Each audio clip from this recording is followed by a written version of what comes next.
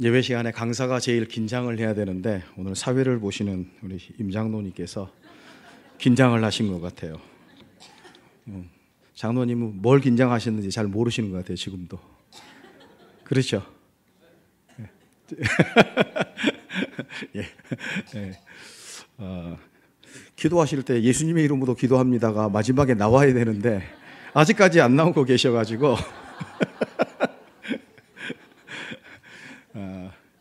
어느 교회 같으면, 은혜가 없는 교회 같으면요, 사회자가 그렇게 기도하면 나중에 여러분들이 불러서 장로님 그렇게 하면 되냐고, 예수님의 이름으로 꼭 기도해야지 어떻게 기도를 할 수 있냐고, 이렇게 야단치는 교회는 은혜가 없는 교회고요.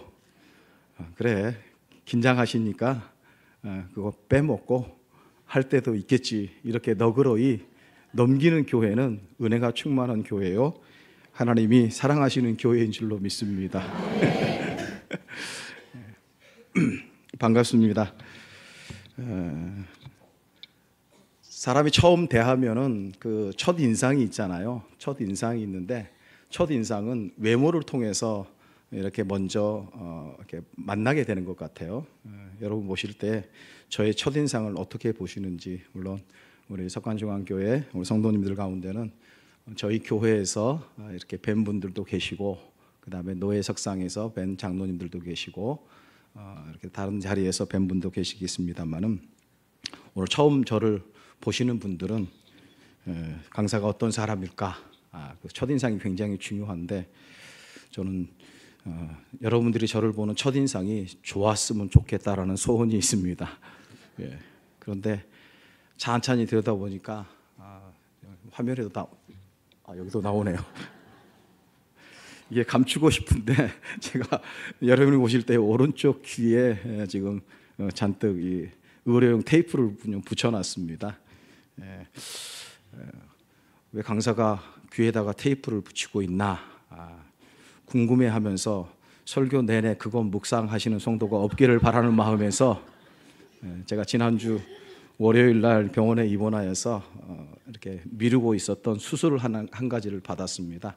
이렇게 귀 안쪽에 조금 염증이 좀 있어가지고 수술을 해야 된다고 2년 전에 이렇게 의사로 통보를 받았는데 시간이 안 돼가지고 미루다가 이번에 수술을 받았습니다. 가만 놔두면 청력이 더 안 좋아질 수 있다, 청력 상실까지 겁을 주면서 이야기를 하길래 부랴부랴 시간을 내어서 수술을 해서 지난주 금요일 날 4박 5일 퇴원을 마치고 이렇게 왔습니다.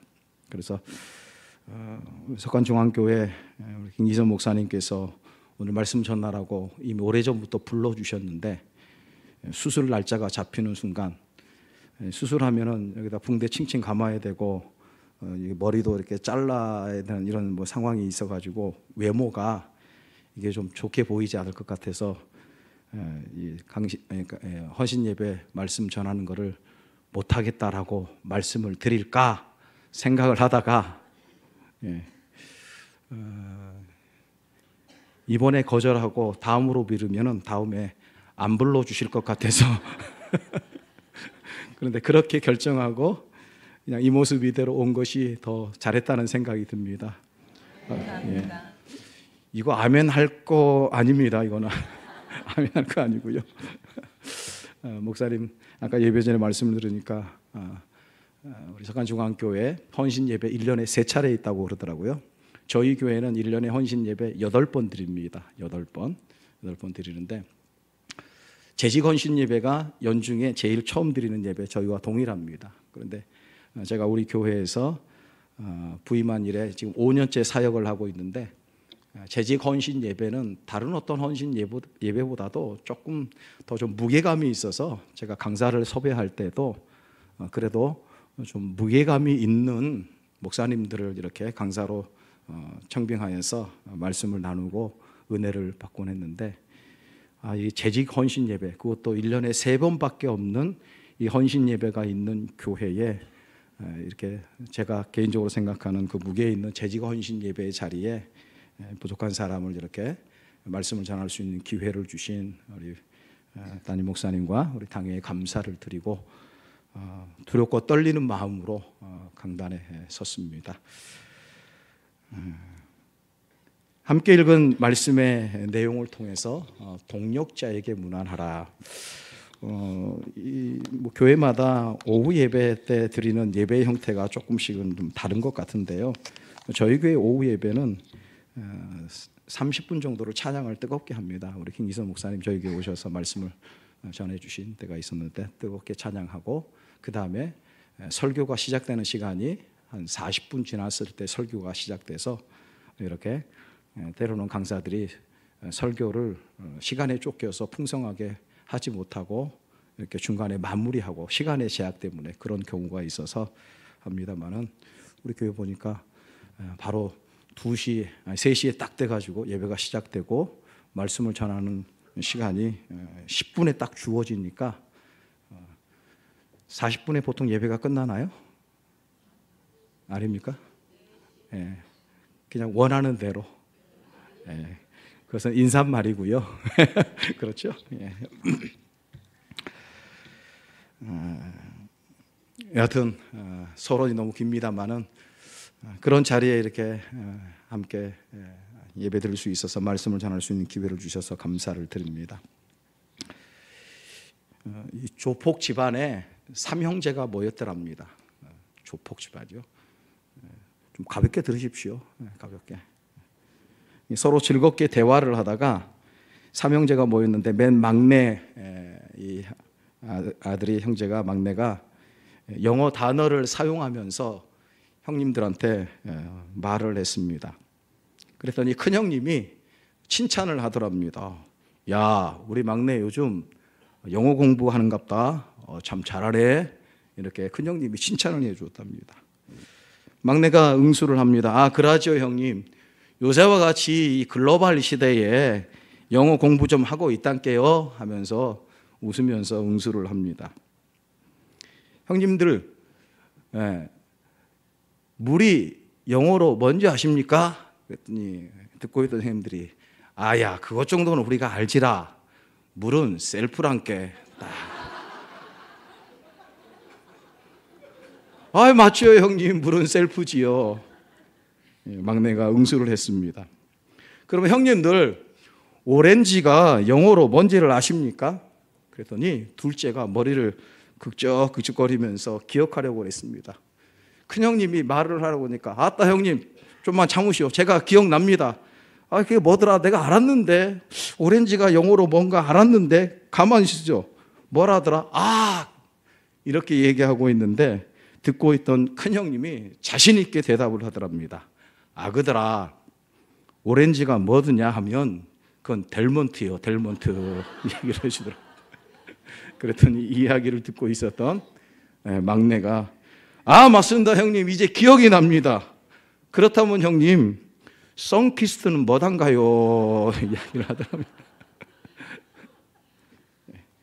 제가 가끔씩 아재 개그를 교회에서 설교 시간 초뒤에 한번 마음을 좀 열어보자고 이렇게 하는데 알아듣지 못해서 웃음이 나와야 할 타이밍에 안 웃으면요 제가 여기서는 웃어야 합니다 부연 설명을 종종 할 때가 있습니다. 그렇게 해놓고 나면 설교 끝난 다음에 항상 저희 딸 아이한테 야단을 맞아요. 아빠, 개그와 유머는 해석하면 안 돼. 그냥 던지고 웃으면 웃는 거고 안 웃으면 썰렁한 거 그렇게 넘어가야지 그거 해석해 줄 필요가 없어. 그렇게 얘기를 하더라고요. 이게 도대체 왜 웃긴 얘기인지 안 오신 분들한테 제가 해석을 하지 않도록 하겠습니다. 왜 여기가 웃음 대부분인지. 우리 한번 옆에 계신 분들에게 한번 인사 나누시고 우리가 말씀을 한번 들었으면 좋겠습니다. 즐겁게 살고 웃고 삽시다. 인사합시다. 즐겁게 살고 웃고 삽시다.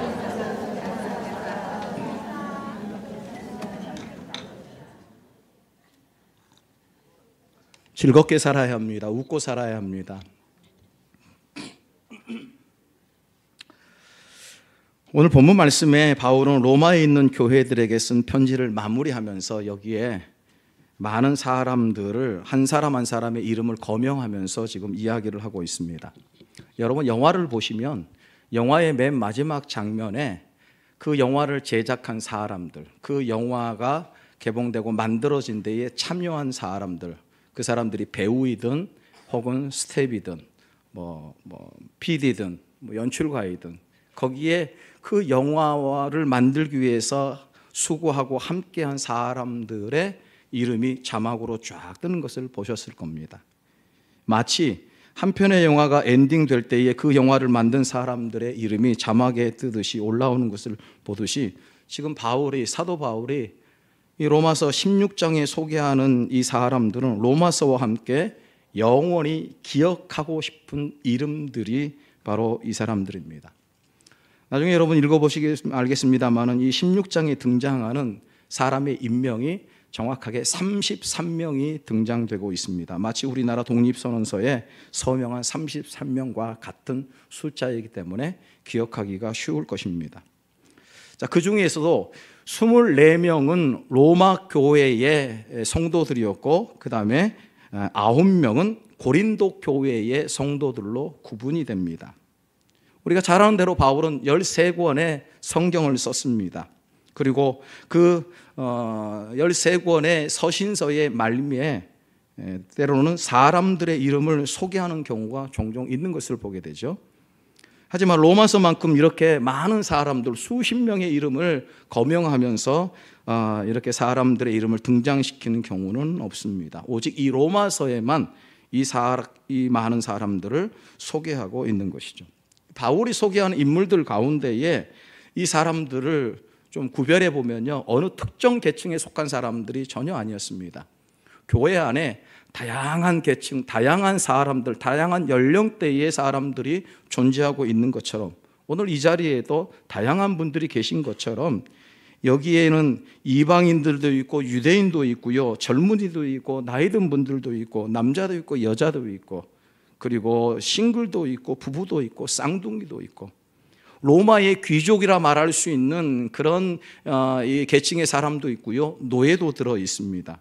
사업가도 있고 공무원도 있고요, 많이 배운 사람도 있고 그렇지 못한 사람도 여기에 속해 있는 것을 보게 됩니다.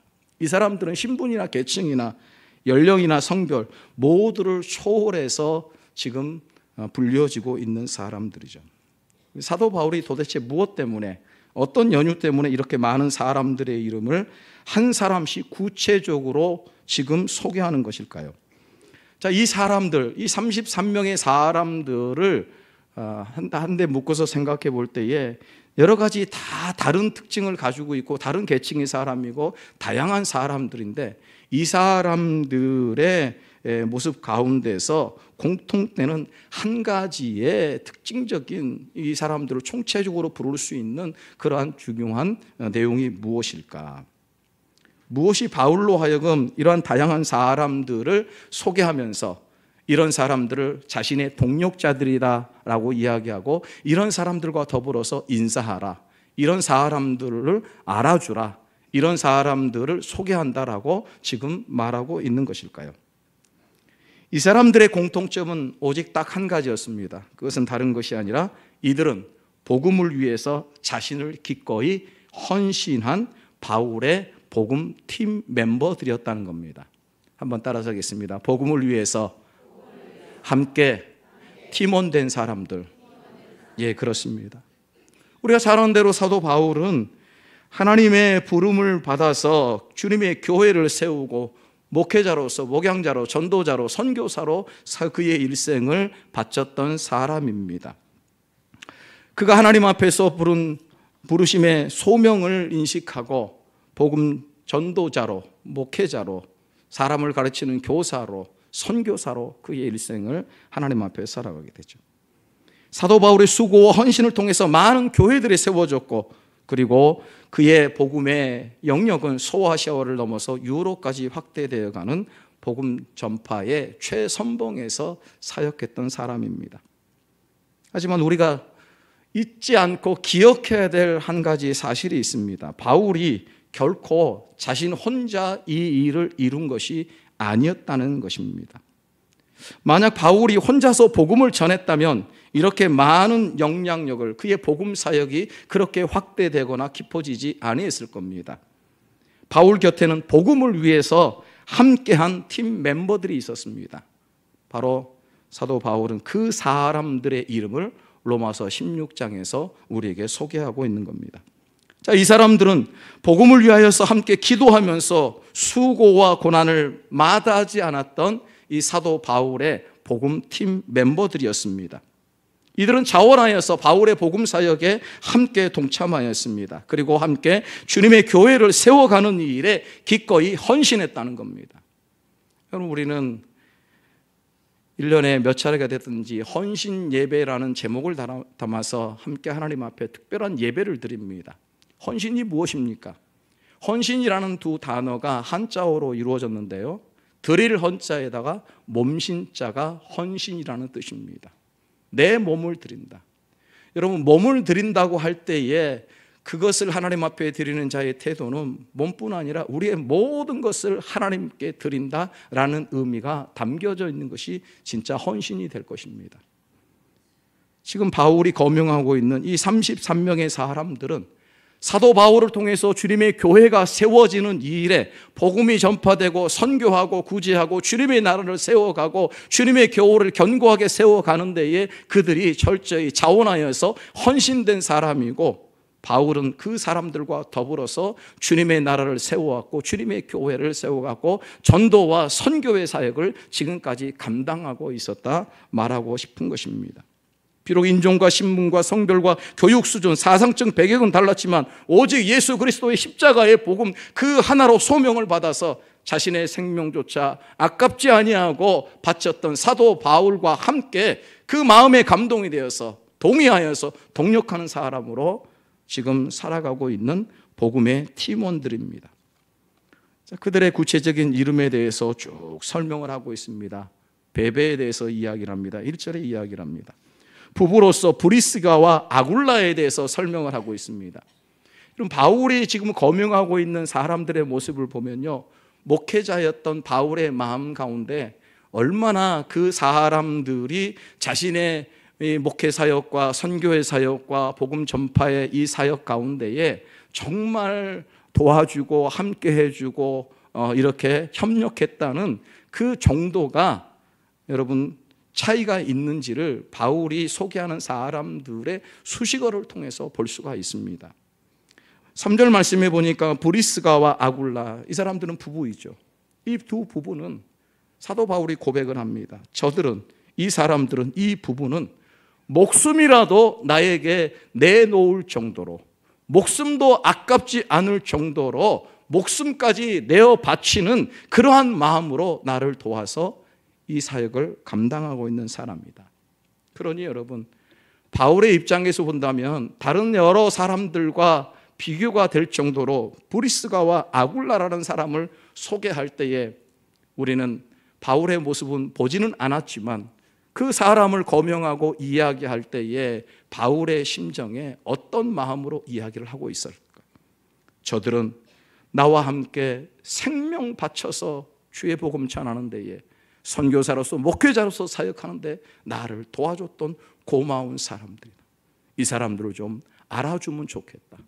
다른 사람들을 향하여서 이 사람들이 이렇게 나를 도왔다, 주님의 복음 사역에 이렇게 함께 협력했다라고 말할 정도라면은 여러분, 바울의 마음 가운데는 그 깊은 마음과 그 애절한 마음과 그 감사의 마음과 고마운 마음이 얼마나 더하겠습니까?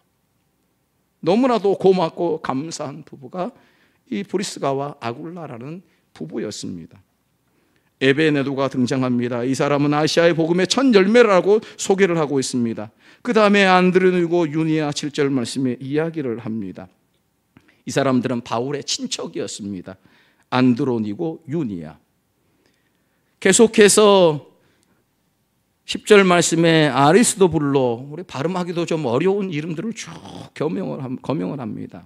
이 사람들은 로마의 귀족들이었습니다. 나기수, 네레오, 로마의 귀족들. 뿐만 아니라 23절 말씀에 보면 더디오라는 사람이 등장합니다. 그리고 구야도라는 사람이 등장하죠. 이 사람들은 사실은 이 이름에 다 뜻이 담겨져 있는데 여러분들도 아마 여러분이 가지고 있는 이름에 자부심이 있을 겁니다. 다 뜻이 있을 겁니다. 예. 저희 교회에요, 같은 성함을 가지신 분이 세 사람이 계세요. 세 사람이. 이름이 우리 함께 예배드린 여러분 가운데 혹시 계실지 모르겠습니다. 영자라는 의미입니다. 영자. 영자.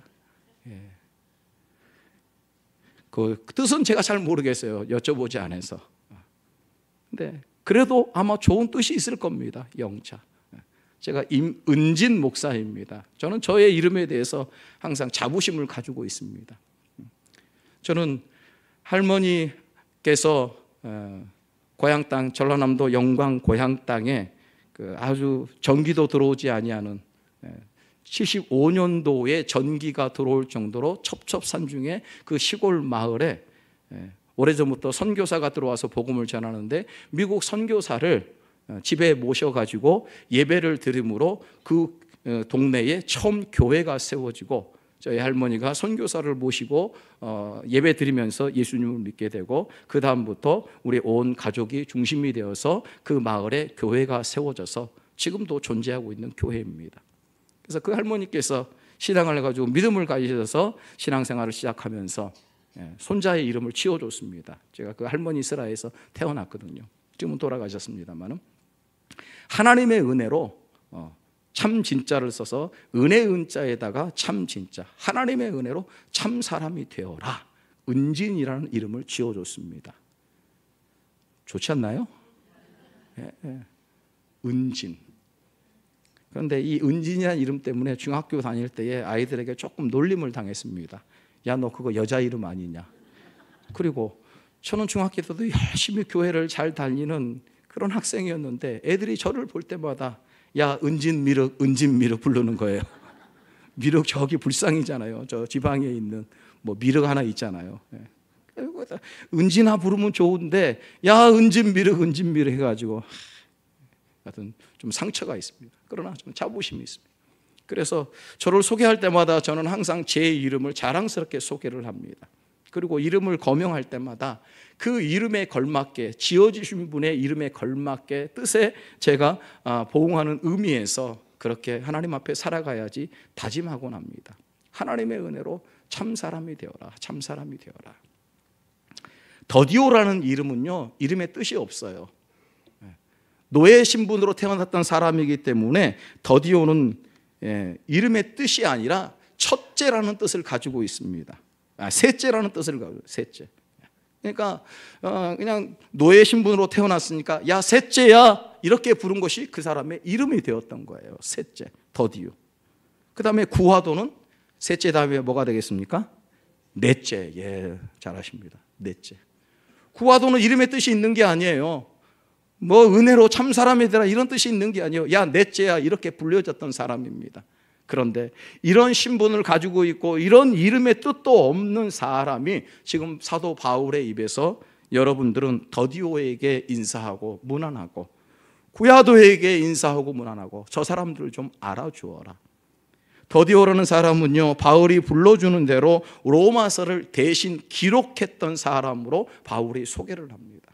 그러니 이름의 뜻도 없는 어찌 보면 그렇게 천한 사람일지라도 바울의 복음 사역에, 바울의 선교 사역에, 바울의 목회 사역에 그가 놓치지 않고 사람들에게 소개할 정도로 각인된 함께한 동력자들이어서 그는 지금 이렇게 소개하고 있는 것입니다. 루포와 그의 어머니가 있습니다. 루포의 아버지는 우리가 잘 아는 대로 예수님의 십자가를 억지로 지고 간 구레네 사람 시몬의 아버지입니다. 루포는 그래서 구레네 사람의 아들이었죠.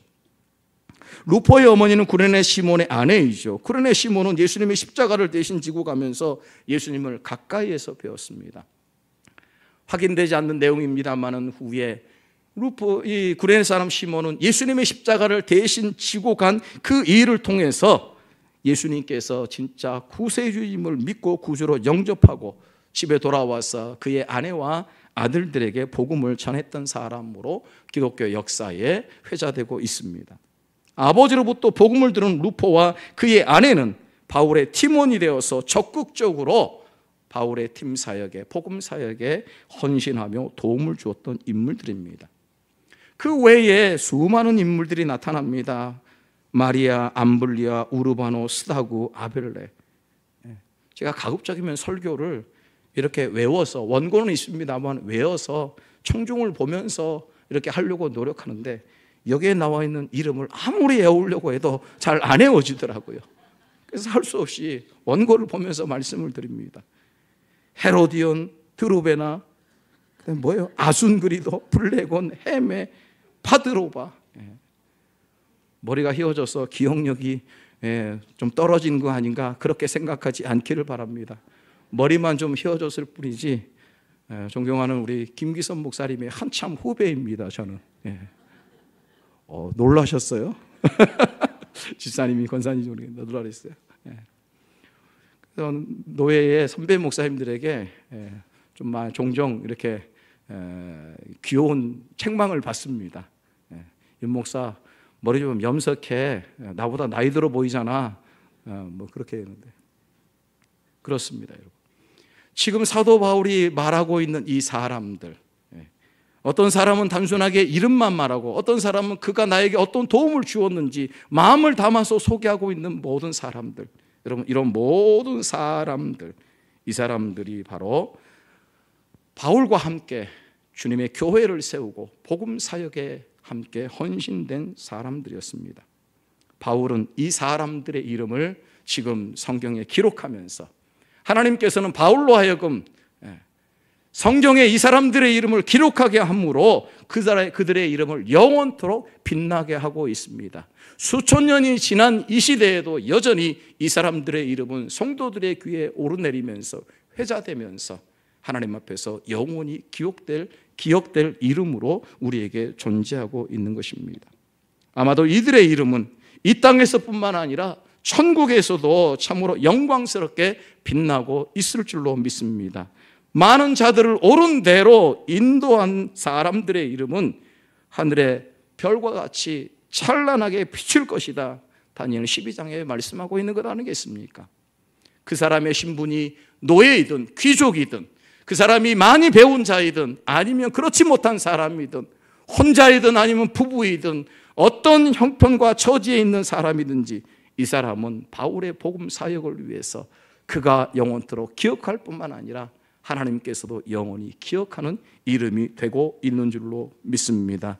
하나님이 사랑하시는 성도 여러분, 하나님은 오늘도 여전히 이 땅 가운데에 자신의 몸된 교회와 자신의 복음을 이 땅 가운데에 전하는 믿음의 동력자들을 하나님께서 통해서 이 땅 가운데 주님의 나라를 이루어가고 있는 줄로 믿습니다. 특별히 주님의 몸된 교회를 세워 나아가는 데는 바울과 함께 이렇게 동력하였던 수많은 사람들이 있었던 것처럼 혼자 감당한 것이 아니라 목숨까지도 내어서 함께 이 일에 동참했던 사람들이 여전히 이 땅 가운데도 존재하기 때문에 시대가 아무리 변하여도 이 땅 가운데 주님의 교회는 계속 세워질 것이고 든든하게 세워질 것이고 성장할 것이고 견고하게 세워질 줄로 믿습니다. 오늘 저와 여러분이 하나님 앞에 그렇게 사용되어지기를 원합니다. 지금 이 시대의 교회는 많은 사람들이 염려하는 대로 혼자 열심히 한다고 해서 그 교회가 세워지고 가는 것은 결코 아닙니다. 하나님께서는 이 땅 가운데 주님의 교회를 세울 때 하나님이 세우신 원리가 있습니다. 그것은 하나님 앞에 거룩한 하나님의 부름을 받은 한 사람의 소명에 의해서 하나님께서 이 땅 가운데 교회를 세워 나아가는 작업을 하십니다. 우리 속간중앙교회가 세워진 지 얼마 된지 저는 잘 알지 못합니다. 아마 수십 년이 된 걸로. 50년이요? 예. 우리 장로님 50년이라고 합니다. 50년 전에 하나님 앞에 거룩한 부름을 받은 목회자를 통해서, 소명자를 통해서 함께한 성도들이 일구원 교회가 지금까지 50년 동안 존재하고 계신 줄로 믿습니다. 하나님의 때가 되어서 담임 목사님이신 우리 김기선 목사님을 우리 교회에 보내주셔서, 속관중앙교회에 보내주셔서 목사님이 하나님 앞에 받은 거룩한 소명을 따라서 이 교회를 하나님의 몸된 교회, 주님의 교회로, 건강한 교회로, 하나님의 뜻을 이 땅 가운데 펼치는 선봉의 교회로 하나님께서 세우고자 하는 거룩한 부름 앞에 하나님께서 우리 목사님을 여러분의 교회에, 이 교회에 보내주신 줄로 믿습니다. 혼자 이 일을 감당해 온 것이 아닙니다. 하나님께서는 반드시 주님의 교회를 세울 때에 반드시 협력자를 보내주십니다. 이것은 주님의 교회를 세워지는 현장마다 그리고 주님의 교회가 이루어지는 현장마다 볼 수 있는 주님께서 주신 특별한 배려요, 축복이요, 섭리인 것을 저는 깨닫습니다. 저는 제가 지금 신무하고 있는 교회에 5년 전에 부임을 하였습니다. 조신 전원교회입니다. 그전엔 그럼 뭘 했는가? 어려서부터 아까 말씀드린 대로 할머니 때부터 시작해서 이제 3대째 신앙생활을 하는 그런 가정입니다. 저희 아버지는 장로님이시고요. 저희 아버지 형제분들도 대부분이 다 장로님이시고 심지어는 고모까지도 통합식의 장로님으로 계시는 온 집안이 다 기독교 집안입니다. 저는 어렸을 때부터 교회를 다녔고 코카콜라 회장이 내 몸속에는 피가 흐르는 것이 아니라 내 몸속에는 뭐가 흐른다? 코카콜라가 흐른다. 이렇게 고백을 했는데, 말을 했는데, 내 몸속에는 예수님의 생명이 있고 예수님이 있고, 이것을 뭐 나중에 깨닫고 나중에 알고 이해한 것이 아니라 저는 태어나면서부터 예수님 없는 삶, 하나님이 없는 삶에 대해서 한 번도 생각해 보지 못할 정도로 하나님이 자연스럽고 예수님 자연스럽고 신앙생활, 믿음생활, 교회생활 하는 것이 저의 생활의 전부였습니다. 의심의 때도 있었고 갈등의 때도 있었지만 그런 모든 것들을 하는 것 자체가 믿음 없는 생각이다 생각하면서 그런 가르침을 받으면서 학창시절을 보내었습니다. 아버지가 가지고 계셨던 소명이 있어서 아버지 당대에 이루지 못했던 목회자로서의 소명을 했으면 좋겠다라는 이런 비전을 제시받고 제가 하나님 앞에 결단하고 기도하고 거룩한 소명의 부름에 응답하여서 신학대학에 들어갔고 그리고 목회자 수업을 받게 되었습니다. 부교육자의 생활을 오랫동안 이렇게 하면서 저의 마음 가운데에 하나님 앞에서 부름받은 형태가 다 다양하기 때문에 어떤 사람은 신대원 다닐 때에 선교사로, 어떤 사람은 교사로, 어떤 사람은 목회자로 다양한 이 하나님 앞에 드리는 자신의 사역의 내용들을 생각할 때 저는 일찌감치 나는 목회해야겠다 생각을 하였습니다. 그래서 부교육자의 모든 생활을 다 마치고 때가 되어서 하나님 앞에 교회를 개척하기로 작정을 했습니다. 사실 교회를 개척하려고 했었을 때에 좀 훌륭한 교회, 큰 교회, 좀 규모가 있고 뭔가 좀 잡혀있는 교회에 청빙이 만약에 됐더라면은 내가 과연 개척을 했었을까 이런 생각도 지금에서는 좀 해보는 것이 이렇게 정직한 솔직한 마음입니다. 그런데 큰 교회에서도 사역을 해보았고 조그만 교회에서도 부교육자 생활을 해봤습니다만은 그런 청빙의 기회는 제게 오지 않았습니다. 그래서 생각한 대로 하나님 앞에 그래 교회를 개척해야지 하면서 2006년도에 교회를 개척하였습니다. 목회자들끼리 하는 말이 있습니다. 교회를 개척할 때에 아무것도 없고 아무런 준비된 것도 없는 상황을 조금 자조적인 말로 뭐라고 표현한지 아십니까? 맨 땅에 헤딩한다고 그렇게 이야기를 합니다. 이게 참 그렇게 하는 말이 가슴 아픈 말이에요. 여러분 맨 땅에 헤딩이 뭘로 합니까? 머리로 하죠. 맨 땅에다가 헤딩하면 아픈 건 뭐가 합니까? 땅이 아픕니까? 머리가 아픕니까? 다른 머리가 아프죠. 머리가. 저는 지금도 잃을 수 없는 것이 부교육자 생활을 한 8년 정도 한 교회에서 교회를 세운다라고 개척하겠다라고 좋은 분위기 속에 있다가 홀로단신 나올 때에 그 교회에서 마지막 예배드린 그 순간을 잊을 수가 없습니다. 목사님 이제 때가 되어서 저 개척하러 나가야겠습니다. 그 목사님이 그러시더라고요. 임 목사 가지 말고 평생 나하고 같이 해. 나하고 같이 해. 그 말은 곧 평생 부목사로 계속 하시라. 좋은 말이었어요. 그분이 저를 너무너무 아껴주시고 그래서 지금 저기 의정부의 열방교회라는 곳인데요. 이쪽 쌍문동에 한양교회 있었을 때 제가 거기서 부교육자 생활을 그 목사님 밑에서 이렇게 했습니다. 그 목사님이 평생 같이 그럼 평생 같이 한다면은 삶을 보장해 주시겠다는 내용이었어요. 생활할 수 있도록 모든 여건 다 만들어 줄 테니까 걱정하지 말고 좀 편하게 사역해. 그렇게 제안을 받았던 사람인데 아닙니다 목사님. 저는 목회하기로 생각을 하고 작정하고 준비하고 있었는데 개척하러 나가겠습니다. 뭐 준비됐나? 아니요, 준비된 거 아무것도 없습니다. 아무것도 없었어요. 목사님께서 배를 해주셔서 개척한 다음에 2년 정도의 생활비를 보장해 주셨습니다. 그래서 그거 하나 가지고 생활비라고 하니까 한 300만 원 정도 줬겠지. 액수는 제가 말씀드리지 않겠습니다. 거기서 준 것 최선을 다해서 도와주셨는데 그것 가지고 내 식구가 절대 생활할 수 없는 돈이었어요. 제 전세금 빼가지고 교회를 하려고, 개척을 하려고 상가를 얻었습니다. 교회 개척을 할 때에 제가 오랫동안 사역했던 이 쌍문동 한양교회 주변에다가 개척을 하는 것은 이건 목회윤리상 맞지 않는다 생각을 해서 한 번도 가보지도 못했고 한 번도 생각하지 않았던 장소인 좀 목동에 한 상가를 어떻게 연결이 돼가지고 교회를 개척하게 되었습니다. 상가의 평수가 100평이었습니다. 임대료가 월 300만 원이었습니다. 어떻게 그렇게 했냐고요? 저도 모르겠어요. 어떻게 그렇게 했는지. 지금 와서 지금 그렇게 하라고 그러면요 전혀 못할 것 같아요. 근데 했어요. 개척 멤버 누구였느냐? 저희 가족 4식구와 그 다음에 처갓집에 부모님, 양가 부모님, 그리고 저희 아내의 동생, 그 다음에 제 여동생 가족 해서 한 15명 정도가 가족끼리 모여서 이제 예배가 시작되었습니다. 목동에서 개척을 해서 1년을 버텼습니다. 1년을 버티는데 월 임대료가 얼마라고요? 300만 원.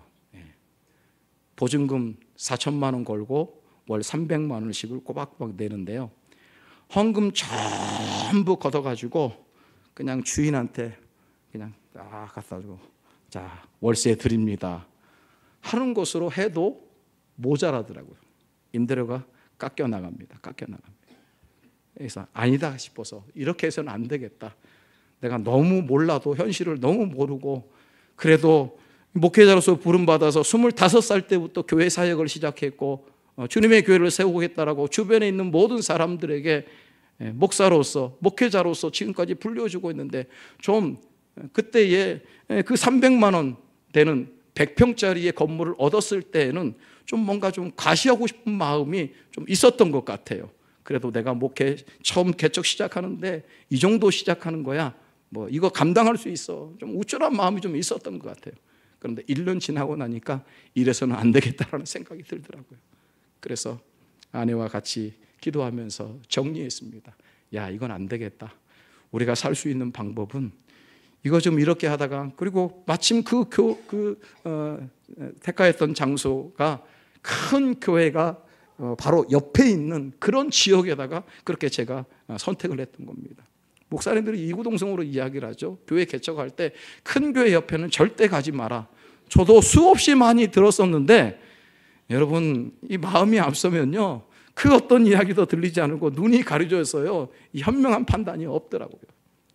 큰 교회가 있고 아주 튼실한 교회가 있고 저희 교단에 그런 교회가 있는데 제가 그 옆에다가 덜커덕 개척을 했으니 1년이라도 거기에서 13개월을 버텼는데요 청년 한 사람 등록하더라고요. 청년 한 사람. 나머지는 다 저희 가족들. 또 뭐 예배는 은혜로웠고 뭐 나름대로 즐거웠습니다. 13개월이니까 안 되겠다 싶어서 야 정리하자. 임대료가 싼 곳으로 옮기자 해서 마침 제가 섬기고 있던 그 교회가 쌍문동에 있다가 의정부로 이사를 갔습니다. 그때가. 그래서 그러면 그 교회는 이사를 갔으니까 내 연고지가 있고 우리 부모님들이 이렇게 가족들이 나오기에 좀 편한 그런 장소로 택하자 해서 제가 창동에 와가지고 다시 교회를 세웠습니다. 임대를 냈습니다. 임대를 확 낮추어가지고 120만 원짜리 한 50평 정도의 건물에 들어가서 교회를 시작했습니다.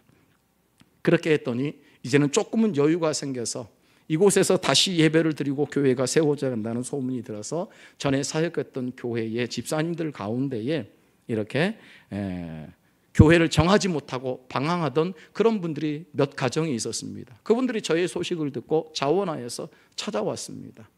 함께 주님의 교회를 세우겠다라고. 그렇게 해서 이곳 창동에 와가지고 예배를 드리는데 한 30명 정도 이렇게 예배가 진행이 됩니다. 그리고 그 자리에서 한 7년 정도를 제가 창동에서 교회를 개척해서 사역을 했습니다. 저는 그때에 함께한 사람들, 함께한 분들, 그분들 가운데 지금 저와 함께 효신 전원교회에서 예배드리고 계시는 권사님도 계시고요, 안수 집사님들도 계시고 그렇습니다. 저는 그분들을 잊을 수가 없어요. 그분들 가운데는 제가 부목사로 있을 때에 저와 함께 말씀을 나누고 제자훈련을 같이 하고 함께 사역하고 중고등부에서 같이 교사로 섬기면서 전도사로서 일할 때에 그때 함께했던 그분들의 지나온 이 여정 속에 다양한 삶의 모습들이 있었습니다만은 제가 이쪽에 와서 이렇게 개척한다는 이야기를 듣고 자원하여서 어려운 교회에 찾아왔던 사람들입니다. 여러분, 요즘 이 시대에 많은 사람들이 지어진 교회, 세워진 교회, 견고한 교회, 이름 들어도 모든 사람들이 알만한 교회에 찾아가는 것이 성도들의 모습 아니겠습니까? 그런데 자원하여서 그분들은 이미 신앙생활을 하는 분들이기 때문에 어려운 교회의 현실을 누구보다도 잘 아는 분들입니다.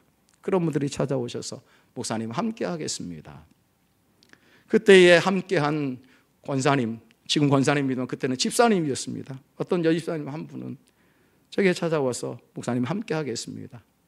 그리고 그분이 함께 하면서 종종 저에게 주시는 말씀, 격려하고 위로해 주시는 말씀이 목사님과 함께 저는 끝까지 가겠습니다. 그런 말을 했던 분이 지금은 권사님이 되어서 저와 함께 교회를 섬기고 있습니다. 그때 함께 했던 30명의 분들, 그래서 교회가 자리 잡아가니까 2014년도에 제가 지금 효신 전원교회로 부름을 받아서 사역을 하고 있는데, 그때까지 아이들하고 청소년들하고 어른들하고 다 합쳐서 한 19명 정도 이렇게 예배를 드리고, 다른 것은 좀 이렇게 불편하고 어려워도 그 몇십 명의 인원들과 함께 공동체를 누리면서 하나님을 섬기는 일 너무너무 좋았습니다. 제가 그래도 지금껏 자랑하고 싶은 한 가지의 내용이 있다면, 그때에 함께한 분들이 자그마한 교회였지만 그분들이 다 같은 한 마음이 되어서 특별 새벽 기도를 한다면 어린 아이부터 시작해서 초등학교 1학년부터 시작해서 노년에 이르는 모든 성도가 함께 특별 새벽 기도회에 함께 꼬박꼬박 동참하면서, 금요 심야 기도회가 되면은 모든 가족들이 다 함께 나와서 기도하는 그런 은혜들을 특별히 하나님께서 주셨습니다. 그분들과 함께 재미있게 신앙생활을 하고 교회를 이루어가고 있습니다만은, 목회자 가정 가운데 있는 어려움의 모습들은 예상한 대로 여전히 계속되고 있었습니다.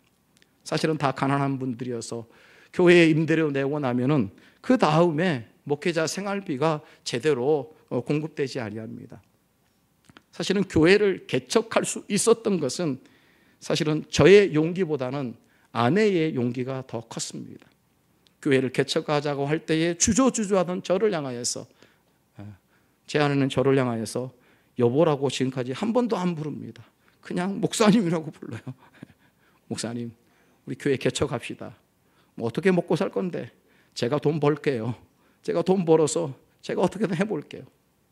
그래서 사실은 그 아내의 용기스러운 말에 힘을 얻어서 시작하였는데, 현실적인 문제는 참 많이 어려웠죠. 전세금 가지고 교회 건물을 얻었었고 보증금으로 얻었었고, 그 다음에 살 집은 이제 아주 약간의 최소한의 보증금을 맡기고 월세를 내고 이렇게 살아왔는데, 끈끈이 월세 정도만 받아서 교회에서 지출이 되어서 지금 생활하고 있는 이 삶의 환경 가운데 재정적으로 도대체 나아지지가 않습니다. 네. 교회가 세워지면 꿈에도 소원이 뭡니까?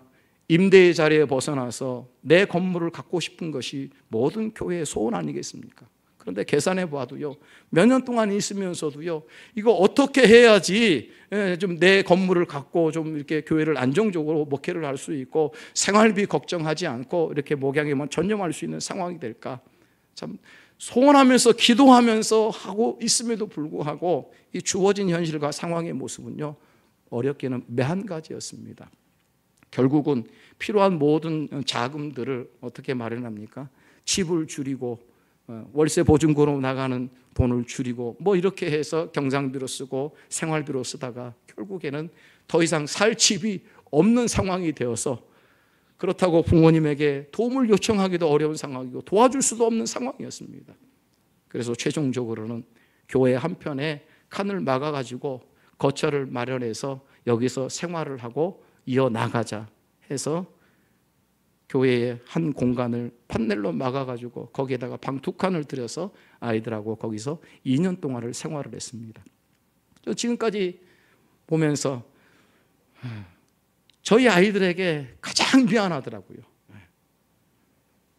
일반 주택에서 살다가 상가에 들어와 가지고 예배당에 있는데 그 한 곁에서 화장실도 이 상가에 딸려 있는 공용 화장실을 써야 되는 그런 화장실도 없는 벽을 막아 가지고 이게 집을 만들고 그곳에서 생활을 하고, 상가에 24시간 운영되는 PC방이 있어 가지고 밤새껏 아이들이 드나드는 그런 자리에서 아이들이 고등학교, 중학교 시절을 보내는 이런 예민한 시절에 이런 상황 가운데서 거주 환경을 그렇게 만들었음에도 불구하고 제가 우리 아이들에게 감사한 것 한 가지는 그 아이들의 입에서, 그 아이들의 눈에서 한 번도 그것 때문에 불평하거나 힘들다거나 하는 말을 제가 지금까지 한 번도 들어보지 못했다는 겁니다.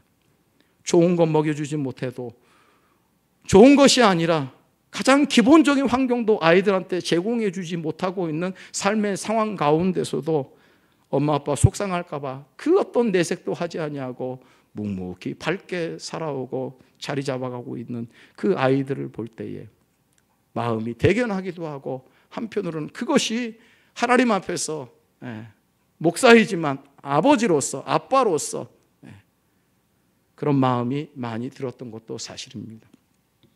그렇게 하는 가운데에 우리 한 권사님이, 그때 이제 집사님으로 계신 분, 목사님이 가는 곳까지 나는 끝까지 가겠습니다, 이 브리스가 아우글루처럼 목숨까지 내놓겠습니다 할 정도로 이렇게 함께 하겠다라고 작정하신 그분이 이제 권사님으로 교회에서 이제 임직이 되어서 계시는데, 그분이 한날은 저에게 이렇게 이야기를 합니다. 목사님, 제가 목사님 가정의 집을 위해서 아파트 하나 당첨되도록 기도하고 있습니다. 그래요. 아니 권사님, 제가 그 이야기를 들을 때에 속으로는 좀 웃었어요. 아니 권사님, 아파트가 뭔 말이래요? 그냥 어디 그냥 월세라도 지금 밖에 나가서 그냥 화장실 딸린 집만 있어도 좀 좋을 터인데 목사님 아파트 한 채 생기도록 기도하고 있습니다. 그래요. 그래서 그냥 속으로는 그렇게 생각해도 그 마음이 감사해서 그래요 권사님 기도해 주십시오, 그렇게 하고 말았습니다. 그런 이야기를 나누는 가운데에 2014년도에 지금 제가 시무하고 있는 효신 전원교회 목사님께서 이제 은퇴의 시기가 가까워서 후임자를 구한다는 그 이야기가 우리 노회 안에서 들었습니다. 그래서 노회 안에서는 이미 어떤 분이 거기에 가기로, 후임자로 가기로 다 내정되어 있다는 것을 다 알고 있었는데 갑자기 그 목사님이 저에게 연락을 주셨습니다. 임 목사 만나자고. 그랬더니 웬일이시냐고. 임 목사 우리 교회로 오세요 그러는 거예요. 뭐 다른 것도 아니라 우리 교회로 와주십시오 이야기하는 거예요. 어떤 내용들을 이야기하자면 여러분 예배 시간이 길어지니까요 다 하지 못하겠고, 우여곡절 끝에 그 목사님 지금 원로 목사님이십니다만은 기도하는 중에 어떤 분을 후임자로 모실까 생각을 하는데 하나님께서 지혜를 주시고 영감을 주셔서, 그리고 평상시에 생각했던 후임자에 대한 본인이 생각하셨던 자격 조건이 좀 계셨던 것 같아요. 그 첫 번째 조건이 뭐였냐면 교회를 개척해 본 목사님, 그 다음에 박사 학위가 없는 분. 왜 그러는지 모르겠어요. 박사학위가 없는 분. 그 다음에 또 한 가지 뭐였더라? 성령의 충만함을 누리고 있는 분. 어떤 나름대로의 어떤 그런 기준을 갖고 있는데 기도하는 중에 제가 생각이 났대요. 제가 생각이. 그래가지고 저를 만나면서 임 목사 먼저 타면 우리 교회로 들어오시라고. 그래서 그랬어요. 목사님 불러주신 건 감사한데요, 지금 공동체 식구들과 제가 의논해 보겠습니다. 우리 공동체 식구들이, 제가 지금 실무하고 있는 교회 성도들이 갑시다 했었을 때에 그 교인들이 다 같이 따라오고 같이 간다면 제가 부임할 것이고요, 같이 가지 않으면 저는 안 가겠습니다. 그렇게 말씀을 드렸습니다. 그리고 기도하는 가운데 우리 성도들과 같이 의논을 하였습니다. 한 가정 한 가정을 다 신방하면서 제가 그분들에게 여쭤봤습니다. 이러이러한 상황에 지금 청빙 요청이 들어왔는데 나는 혼자 갈 마음이 없다. 여러분들이 함께 같이 가서 두 교회가 합쳐지면 나는 가겠다. 그렇게 얘기를 했습니다. 그랬더니 한 가정 한 가정 신방하면서 그분들과 대화하는 가운데 그분들이 저를 지지해주고 함께 하겠다는 약속을 해 주셨습니다. 창동에서 지금 교회가 있는 독소 지역까지 차로 안 막히면 한 40분, 45분 걸리는 기간이고요, 좀 교통 체증이 있으면 1시간 이상 걸리는 지역입니다.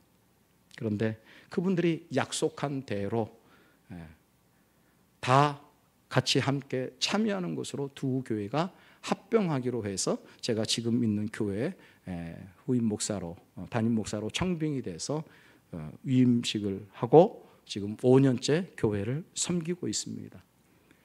저는 사도 바울이 말하고 있는 이 사람들을 생각할 때마다요, 제가 하나님 앞에 거룩한 소명을 가지고 교회를 세워나갈 때에 하나님께서 붙여주시고 동력자로 세워주신 그분들, 지금도 여전히 그 함께 했던 40여 분이 한 사람도 요동함이 없이, 그때 당시에 굉장히 연로하셔서 차도 없고 해서 오기가 불편하신 한두 분 빼고는 40여 명이 지금까지 한 분도 빠짐없이 5년째 지금 저희 교회에서 같이 신앙생활하고 교회를 세워나가는 일꾼이 되고 있다는 사실입니다. 저는 그 사람들을 볼 때마다, 그분들을 볼 때마다 그 모든 분들을 받아주고 또 아량으로 품어주고 그렇게 받아들여 주시는 우리 효신 전원교회의 기존의 성도님들도 감사할 뿐만 아니라 목회자에 가는 길에 교회를 함께 세워나갔다는 일념으로 주님의 교회에 세우는 데 동력하였고, 여전히 같은 마음 가지고 같은 생각 가지고 같은 소명의 부르심을 받아서 제가 그분들에게 제시한 내용은 바로 그거였습니다. 집사님, 권사님 아시다시피 우리가 이 상가에서 지금 거주한 지가 7년, 8년 되는데 지나고 보면 언제 우리가 교회가 세워질지, 언제 우리가 번듯한 뭔가를 만들어서 우리 교회를 만들어야 될지 저도 장담이 잘 안 됩니다. 그런데 하나님께서 우리에게 새로운 기회를 주고 있는 것 같습니다. 우리 함께 주님의 교회를 다시 하나님께서 세우시고자 하는 그런 거룩한 부름으로 알고 함께 했으면 좋겠습니다. 저는 이 일을 여러분들과 같이 하고 싶습니다 하는 이 간절한 바람과 이 간청 앞에 차원하는 마음 가지고 함께하는, 제가 전에 섬겼던 교회가 하사랑 교회인데요, 하나님의 사랑을 경험하고 나누며 전하는 공동체라는 이 슬로건, 제가 교회를 세울 때 갖는 그런 평생의 모토가 있다면 주님의 공동체가 이런 공동체가 되었으면 좋겠습니다 하는 마음이 담겨져 있어서 하사랑교회, 하나님의 사랑을 경험하고 나누며 전하는 공동체, 저는 이 표어를 지금 우리 교회에서도 동일하게 지금 사용하고 있습니다. 그분들이 너무너무 감사한 거예요.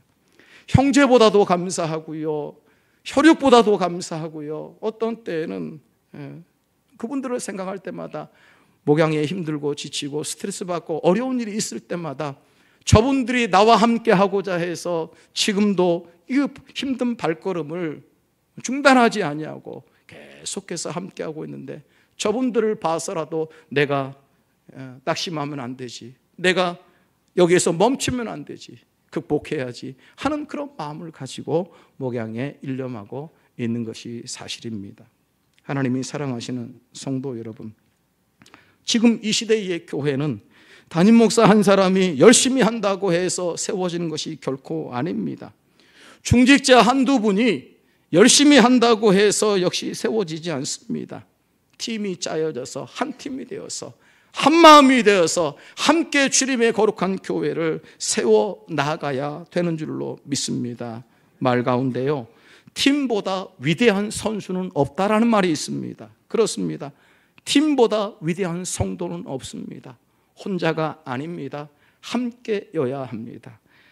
부흥하는 교회를 보면요, 교회를 섬기는 팀이 확실하게 있는 것을 보게 됩니다. 동력자들이 있다는 겁니다.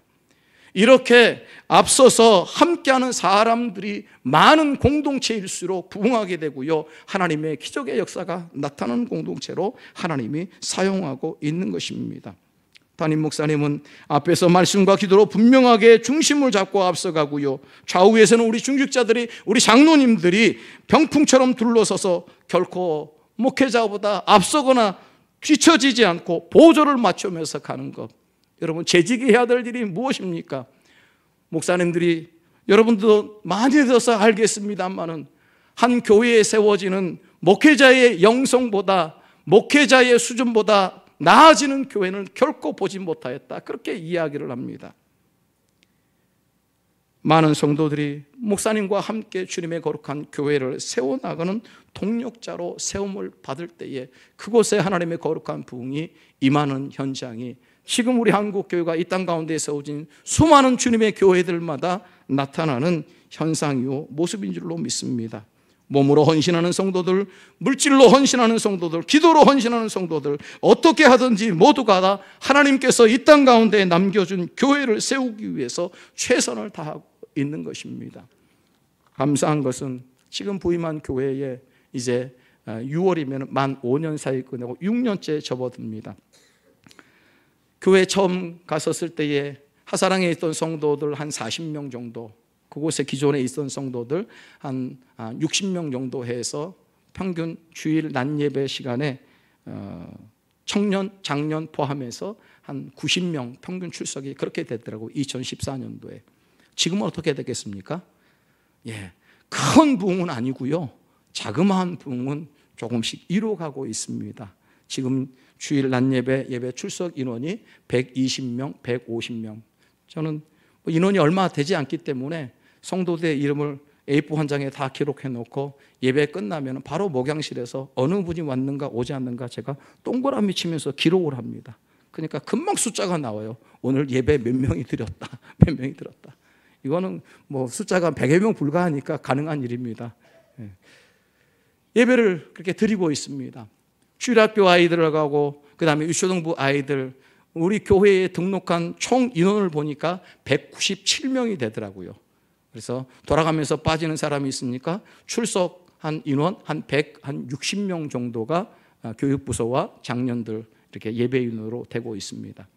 감사한 것은 처음 예수 믿어서 교회에 와가지고 정말 은혜롭게 신앙생활하는 그런 사람들의 모습을 볼 때에 정말 보람이 있고 감사가 있고요, 주님께서 이 땅 가운데 세워진 교회를 통해서 하시고자 하는 주님의 그 분명한 교회를 세운 목적의 현장을 제가 보고 있어서 그것이 목회의 큰 보람이 되고 기쁨이 되고 있습니다. 2년 전에 전혀 예수 믿지 않았던 분이 우리 교회 장로님의 동생분이었는데 어떻게 해서 우여곡절에 저희 교회 오게 되었습니다. 말씀을 듣고 처음에는 몇 주에 한 번씩 예배 나오다가 차츰차츰 주일 꼬박꼬박 예배를 나오시더라고요. 예배를 나와서 이렇게 하다가 새가족반 공부하십시오 해서 새가족반 공부도 하고 이렇게 하면서 그분 안에 믿음이 들어가고 신앙이 들어가서 세례를 주었습니다. 작년에 세례를 주었습니다. 작년 봄에. 작년에 세례를 주어서 교회 가운데 보면은요, 좀 그런 분들이 있어요. 처음에 교회에 와가지고 신앙생활을 하면은 그냥 생각 없이 모든 사람에게 그냥 집사님이라고 부른 분들이 있어요. 그래서 저는 그게 좀 못마땅했습니다. 여러분, 집사님이 어떤 분입니까? 반드시 세례받고 뭐예요? 하나님 앞에서 분명한 소명에 의해서, 담임 목사님에 의해서, 교회에 의해서 임명되는 재직의 한 사람인데 누구에게나 그냥 집사님이라고 붙여지는 거예요. 그래서 오랫동안 집사님이라고 붙여지는 사람에게 제가 확인을 해봤어요. 그래서 집사님, 사람들은 집사님에게 집사님이라고 부르는데 세례 받았습니까? 그랬더니 아니래요. 세례 안 받았대요. 그런데 왜 집사님이라고 그러죠? 그냥 그렇게 부르고 있대요. 그렇게 잘 알지 못하고 뭐 이렇게 상황적으로 이렇게 넘어가는 그런 상황 속에서 그렇게 인도되어서 온 그분에게 올해 이제 처음으로 집사님이라는 직분을 서리 집사님으로 임명을 했습니다. 근데요, 제가 그분 그렇게 가르치지도 않았습니다. 집사님으로 딱 임명된 올 1월에, 작년까지는 그렇게 하지 않았던 분이 임명되고 나서 하나님 앞에 주일에 헌금이 올라오는데 11조 예물이 올라오는 거예요. 11조. 그래서 그 아내 집사님에게 물어봤어요. 어떻게 해서 11조를 하게 됐습니까? 그랬더니요, 가르쳐주지도 않았는데, 가르쳐줘도 안 하는 것이 요즘 성도들의 모습인데, 그랬더니 그 남자 집사님이 자발적으로 이야기해요.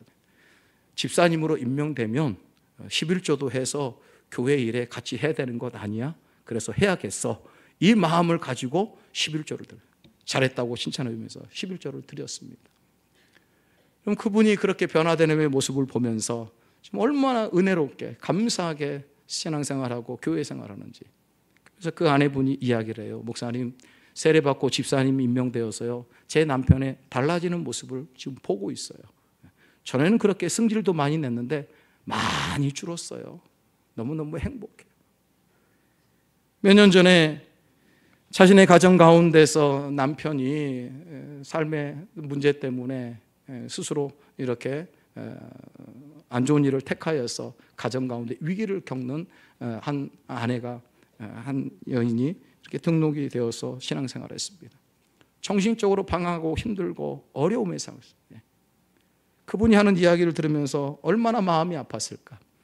그리고 그 가정에 있는 자녀들이 지금 대학교 1학년, 고등학교 3학년인데요. 아빠가 집에서 돌아가시는 모습, 스스로 죽는 모습, 이거 표현이 그렇습니다. 뭔 말인지 아시죠? 목매달아서 죽는 그 모습을 직접 아이들과 엄마가 같이 목격을 해버렸어요. 그러니 그 충격이 얼마나 큽니까? 그 정신적인 충격이. 그것도 초등학교 다닐 때예요. 아이들이. 그러니 자신뿐만 아니라 그 아이들이 그동안에 살아왔던 삶의 모습에 대해서는 뭐 말하지 않아도 너무 가슴 아파서 들을 수가 없었습니다. 그분이 한 집사님과 함께 이렇게 인도되어서 교회 와서 신앙생활하고 이제 예배생활을 하는데, 어떻게 말씀을 전해야 될지 모를 정도로 그렇게 아픔을 겪고 있는 가정이었어요. 그런데요, 차츰차츰 예배 드리면서 말씀을 들으면서 그분이 변화되기 시작하고요.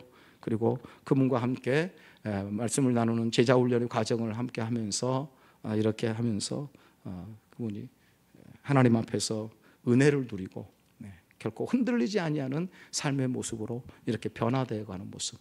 그분도 제가 작년에 이제 서리 집사님으로 임명을 했습니다. 가르치지도 않았습니다.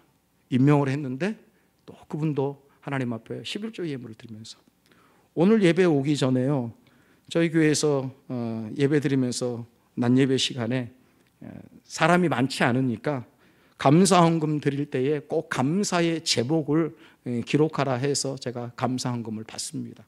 그리고 그 감사의 제목과 기도의 제목을 짧은 시간 성도들에게 공개하면서 함께 기도하기도 하고 그 다음에 복을 빌어주기도 하는, 그렇게 하는데요. 그분이 오늘 아침에 감사헌금에 그런 기도 제목을 내놨어요. 예상하지 못했던 감사한 일을 주셔서 감사합니다. 굉장히 궁금했어요. 도대체 예상하지 못했던 감사한 일이 뭘까? 그래서 예배 끝나고 식사하면서 제가 물어봤어요. 집사님, 예상하지 못했던 감사한 일이 뭡니까? 그랬더니 자기가 운영했던 그 조그만 분식점 가게가 있었는데 그 가게가 이제 도로로 수용되면서 그 운영 보상비가 나온대요. 뭐 그러나 봐요. 그래서 한 300만 원 정도 운영 보상비가 국가에서 이렇게 나올 줄 알았는데 그것보다 10배가 많이 나왔대요. 그래서 3천만 원이 운영 보상비로 나왔다. 그렇게 하면 그분은 다른 데 가게 얻어가지고 또 장사하면 되거든요. 그런 줄만 알았어요. 나중에 우리 재정 장로님 통해서 오늘 이렇게 구제하고 뭐 이렇게 다른 어떤 일들이 좀 있어서 재정 상태가 어떻습니까? 그 다음에 우리 청년들 이번 주 금요일 날 선교 아웃치를 떠나는데 거기에 경비도 좀 보태줘야 되고 후원도 좀 해줘야 되는데 재정 상태가 어떻습니까? 그랬더니 그 장로님이 웃으면서 목사님, 하나님이요 우리 형편 다 아시는 것 같아요. 그분이 오늘 300만 원 11조 헌금을 드렸대요. 와, 할렐루야 아닙니까? 예. 여러분, 집사님이 되면 11조 해야 된다. 제가 별로 강조하지 않았어요. 왜요? 기존의 집사님들 가운데에 11조 안 하는 분들이 너무 많아요. 그러니까 그거를 함부로 강조하는 것은 또 다른 시험거리가 될까 봐 이렇게 하나님의 말씀에도 불구하고 자신 없이 말하고 있는 저인데요. 근데 그분이 300만 원을 헌금을 해가지고 재정이 오늘 예상보다 풍성하게 됐습니다. 그래서 오늘 어떤 분 이렇게 구제비로 좀 전달할 금액을 제가 청구한 것도 나왔고 청년들 도울 수 있는 그런 선교비도 이렇게 줄 수 있는 형편이 되어서 감사합니다. 제가 드리고 싶은 말씀은 그겁니다. 하나님 앞에 주님의 교회가 세워져 가는 것. 여러분들은 궁금하시지 않을지 몰라도 제가 여러분들에게 드렸던 교회가 개척되고 목양의 일성 가운데서 있어진 이런 일들을 이렇게 말씀드린 이유는 단 한 가지입니다. 우리는 하나님께서 기뻐하시는 이 일에 함께 참여하라고 부름받은 사람들인 줄로 믿습니다. 하나님이 영원히 기억될 인물들로 남으시기를 주님의 이름으로 축원을 드립니다. 특별히 주님의 몸된 교회에 세워진 목사님에게 여러분 기억되는 이름으로 남으시기를 바랍니다. 저는 노예 안에서 여러 목사님들을 많이 만나고 있는 사람 가운데 하나인데요. 목사님들이 행복한 목회를 하고 있느냐 그렇지 않느냐를 어떻게 알 수 있냐면요, 다른 목사님들 앞에서 교회의 성도들 자랑을 많이 하는 목사님일수록 행복한 목회요, 그 목양지가 참 아름다운 공통점을 갖고 있다는 것을 압니다. 저를 개인적으로 굉장히 아껴주시는 목사님 가운데 한 분이 우리 김기선 목사님이십니다.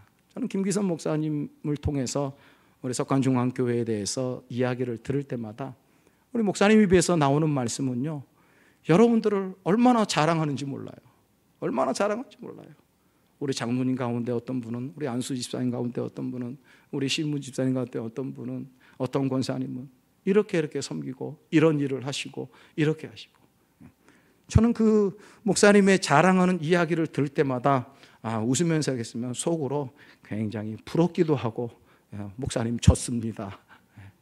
그래서 김성 목사님 참 행복한 목양지에서 사역하고 계시는구나, 그런 이야기를 들었습니다. 여러분이 꼭 아셔야 할 게 한 가지 있어요. 다른 강사가 그런 이야기를 하셨는지 모르겠습니다만은 저희 노회 안에 120여 개의 교회가 있는데요, 우리 노회 가운데에 당회가 구성되어지고 장로님들이 세워진 교회 가운데 석관중앙교회의 장로님만큼만 우리 교회 장로님이 했으면 좋겠다 할 정도로 장로님들이 칭송받고 그리고 칭찬받는 교회가 여러분의 교회인 것을 믿으시길 바랍니다. 이게 아멘 크게 좀 나와야 됩니다. 믿으시길 바랍니다. 정말 그래요. 크게 그냥 부르고. 저도 저희 교회 장로님이 시무장로님이 5명이에요. 5명. 제가 저희 교회가 합병하기 전에 이미 5명의 장로님이 세워져 계셨어요. 그래서 장로님의 TO 때문에 더 이상 장로님을 좀 세우지 못하고 있는 상황인데요. 그리고 교회가 세워지고 제가 간 다음에 외부에서 들어오신 장로님이 3분이세요. 3분. 장로님이 8분이에요. 물론 그분들은 다른 교회에서 사역하시고 저쪽 지방에서 큰 교회에서 사역하시고 은퇴하시고 이제 서울에 이사 오셔가지고 여러 교회 막 찾다가 저희 교회가 오보신 분들은 아시겠습니다만은 베드타운에서 조금 벗어나가지고 있는 좀 한적한 곳에 자리 잡고 있는 그런 교회거든요. 그냥 시골 교회예요. 마당이 있고 나무가 있고 풀이 있고 뭐 그런 교회입니다. 그러다 보니까 그 향수에 젖어서인지 그런 어르신 장로님들이 저희 교회에 등록하신 분이 최근에 지금 5년 사이에 3분이나 계셔요. 열심히 잘하고 계십니다. 그분들 가운데는 큰 교회에서 사역하신 분도 계시기 때문에 저에게 가끔씩 다가오셔서 한마디 건네주는 말씀이 저에게 얼마나 큰 위로가 되고 격려가 되는지 몰라요. 목사님 힘드시죠? 제가 목사님 격려하고 있습니다. 기도하고 있습니다. 그래서 여튼 장로님이 8분이나 되는데요. 우리 석관중앙교회 장로님들 노예 안에서 참 좋으신 장로님들, 정말 목사님을 도와서 그렇게 열심히 사역하시고 그런 장로님들하고 소문난 교회가 여러분의 교회다라는 자긍심을 가지시길 바랍니다.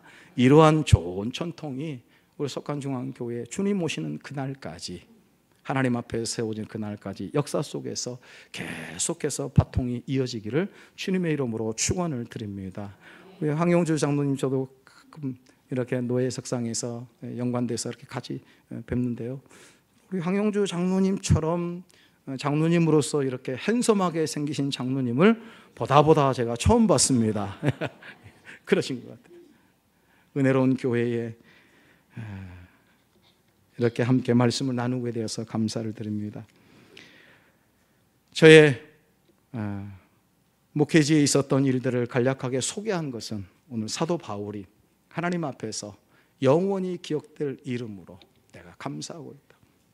우리 목사님의 마음 가운데도 제가 여쭤보지는 않았지만 그런 분들이 오늘 여러분들 가운데 분명 있을 겁니다. 바라기는, 기대하기는 우리 모두 다가 하나님께서 영원히 기억해 주시는 이름으로 남기를 주님의 이름으로 축원을 드립니다. 소원하셔야 됩니다. 우리의 마음 가운데에 오늘 하나님 앞에 내가 기억될 이름으로 남겠다. 목사님의 마음 가운데에 기억될 이름으로 남고 싶다. 이 거룩한 소원이 오늘 우리의 마음 되어지시기를 주님의 이름으로 축원을 드립니다. 주님을 믿고 살아가는 우리의 인생은 귀합니다. 우리는 이 땅 가운데 세워진 주님의 교회를 잠깐 섬기다가 주님 부르시면 다 가야 합니다.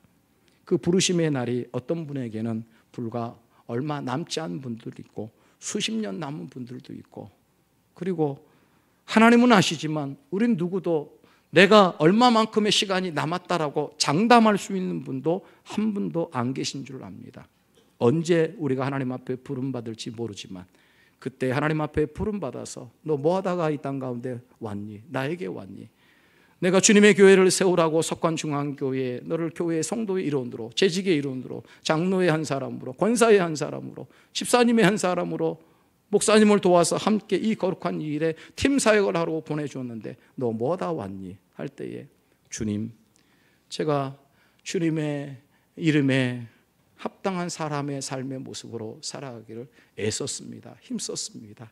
하나님 앞에 겸손하게 그렇게 자신 있게 고백하는 성도로서 하나님 앞에 부름받는 저와 여러분 다 되어지시기를 주님의 이름으로 축원을 드립니다. 기도하겠습니다. 하나님 아버지, 오늘 우리의 삶의 자리에서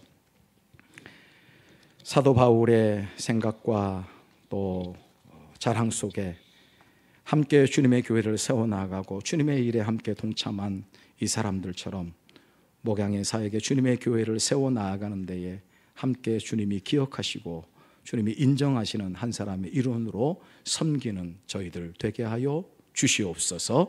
예수님의 이름으로 기도드리옵나이다. 아멘.